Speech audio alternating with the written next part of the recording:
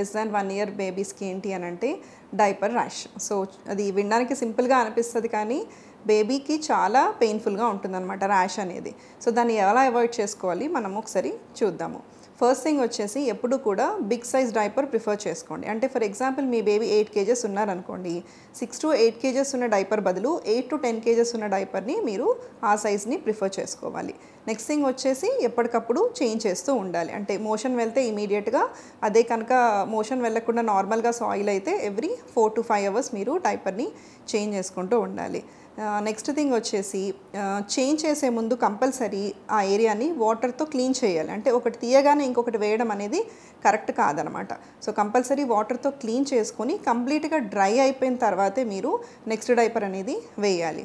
And వేసే ముందు కూడా ఇంట్లో ఏమీ ర్యాష్ లేకపోయినా కూడా ముందస్తుగానే మీరు ఎయిదర్ కోకోనట్ ఆయిల్ కానీ, పెట్రోలియం జెల్లీ కానీ, లేకపోతే లైట్‌గా ఆల్రెడీ ర్యాష్ స్టార్ట్ అయింది అనుకుంటే డైపర్ ర్యాష్ క్రీమ్ కానీ పెట్టి డైపర్ వేశారనుకోండి, అది ఎక్కువ కాకుండా ఉంటుందన్నమాట. అండ్ ఆల్సో బేబీకి పెయిన్ లేకుండా ఉంటుంది.